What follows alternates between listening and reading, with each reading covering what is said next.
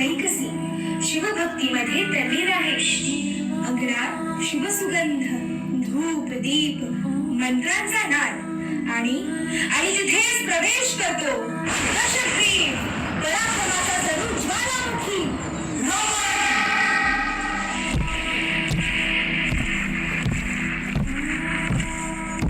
प्रणाम माते. आपण एवढ्या तल्लीनतेने काय करत आहात? राजमातेच्या हातात हे वाळूची शिवली. वत्सा रावण, मी त्रिपुरारी कैलासाधीश जगतपती महादेवाची पूजा करीत आहे.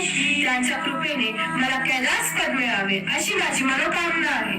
माते, मीच रावण, दिग्विजयी अपरिमित शक्तीचा राजा, ज्याच्यापासून देव दानव गंधर्वही कंप पावतात. आपण वर मागत आहात.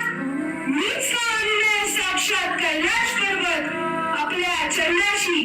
वत्सा रावण, कैलास म्हणजे देवादिदेव महादेवाची धाम, त्यांची कृपा, त्यांचा निवास. तो आणणे साधे कार्य नाही. माते, शंभू भक्ताला कोणतीही गोष्ट अशक्य नसते. आता पहा, मी असाच जातो आणि कैलासच घेऊन येतो. प्रणाम माते. शुभम भवतु.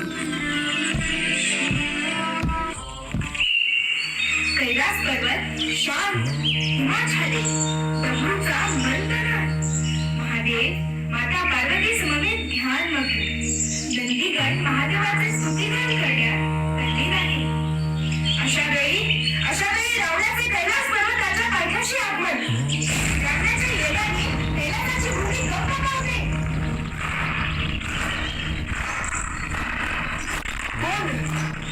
कोण आहे ज्याच्यामुळे ही कैलासाची भूमी कंप पावत आहे? मी दशरथ रावण, हा कैलास पर्वत घेऊन जाण्यासाठी आलो आहे.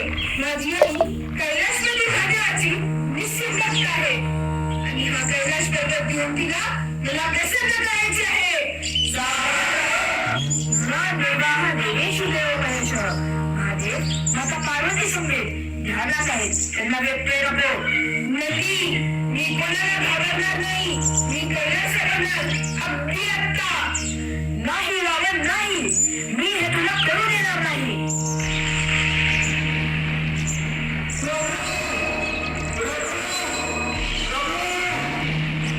स्वामी, ही कसले कंपन? पहा देवी, माझा भक्त रावण आपली शक्ती मस्त आहे. स्वामी, त्याचा गर्भ त्यास विनाशाकडे नेईल का? होय, परंतु रावण माझा निश्चित भक्त आहे आणि त्याचा हा अहंकार आपणासच तोडावा लागेल. स्वामी, त्वरा करा आणि रावणाचे गर्भहरण करा.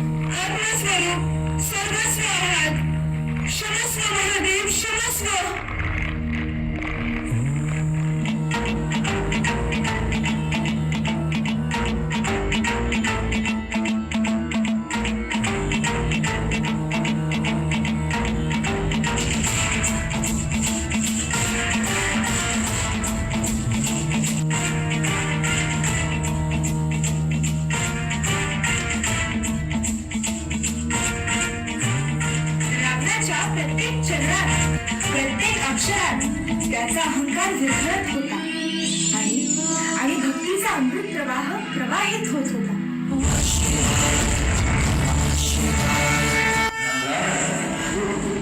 माझ्या प्रती तुझी अढळ भक्ती पाहून प्रसन्न झालो.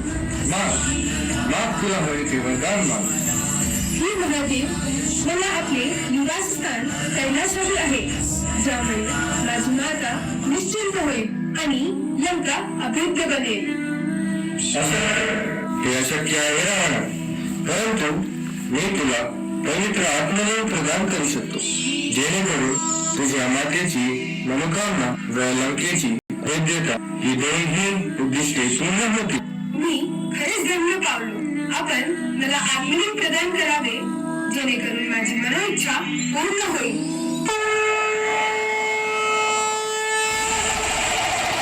हे उमापती, आपण मनकावडी आहात. मी तथास्तु. हे आत्मलिंग तुझे. जर तू सतत 3 वर्ष याची मनोभावे उपासना केलीस तर तुझी मनोइच्छा पूर्ण होईल. तुझी लंकाच कैलास होऊन जाईल व तू स्वतः शिवमय होशील. पण भूमोस पृष्ठलिंग स्थिरम होती.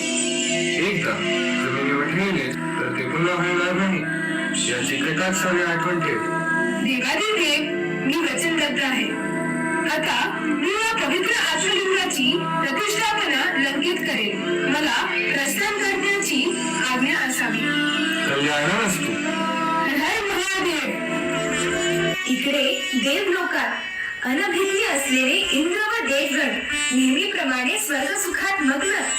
तितक्यात ज्यांचा सर्वत्र संचार असतो असे देवर्षी नारद तिथे प्रकट होतात आणि इंद्र व देवगणांना सावध करतात.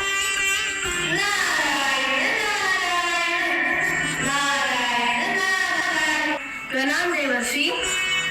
देवराजेंद्र, येथे आपले सिंहासन डळमळीत होण्याची वेळ आली आहे आणि आपण स्वर्गसुखात मग्न आहात.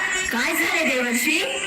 देवराज, रावणाला देवाधिदेव महादेवांनी साक्षात आत्मलिंग प्रदान केले आहे.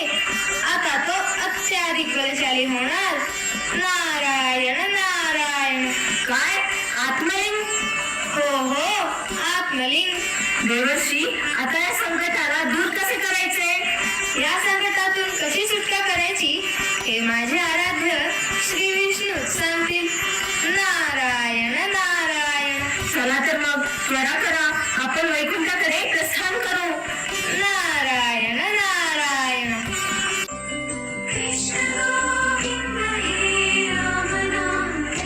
हे सृष्टी पालनहार, हे जगदीश्वर, त्राहिमाम, त्राहिमाम.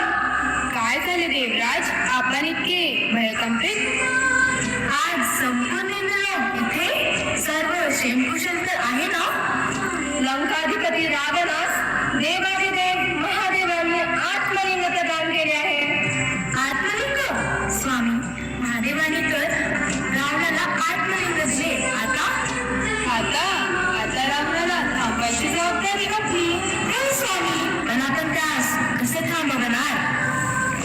तो अत्यंत वेगाने लंकेकडे जात आहे.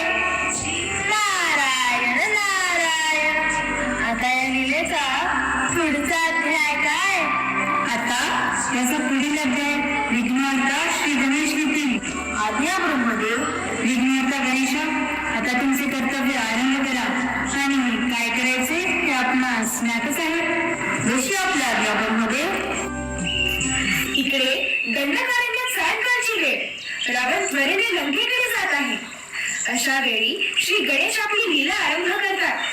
ब्राह्मणपुत्र असलेल्या रावणास संध्यापूजन करणे अनिवार्य आहे हे जाणून श्री गणेश एक बाल ब्राह्मणाचे रूप धारण करतात. आत्मलिंग प्राप्त गर्विष्ठ रावणास श्री गणेश बाल ब्राह्मणाच्या रूपात भेटतात. यात्रीवर्य, अहो यात्रीवर्य, संध्याकाळ झाली. संध्यावंदन करणे अत्यावश्यक आहे. परंतु हे आत्मलिंग? काळजी नका करू, हे आत्मलिंग द्या माझ्याकडे, द्या. बालका, हे आत्मलिंग खाली ठेवायचे नाही अशी महादेवाची आज्ञा आहे. हो, पण वेळेत या. मी 3दा हाक मारीन. नाही आला तर ठेवून देईन.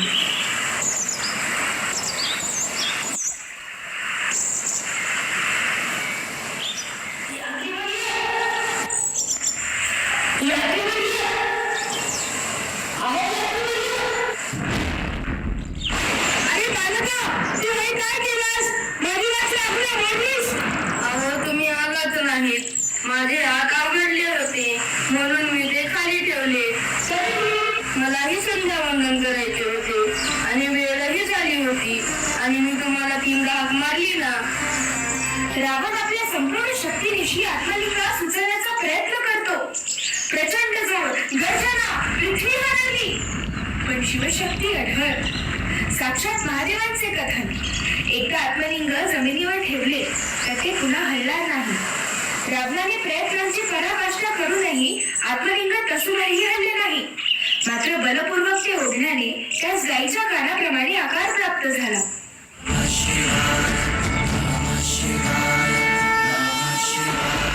रावणा, शांत हो. तुझी भक्ती महान आहे, म्हणूनच तर ही भूमी पवित्र झाली. अहंकारासोबत मिळालेली शक्ती कधीच कल्याणकारी नसते रावणा. हे आत्मलिंग आता इथेच स्थिर झाले आहे. गोकर्ण महाबळेश्वर म्हणून युगानुयुगे लोक याची पूजा करतात. हेच तुझे भक्तीचे फळ. हे त्रिपुरारी, तुमची लीला अपरंपार. मी अयोग्य होतो, मी चुकलो, पण तुम्ही मला पुन्हा आशीर्वाद दिला.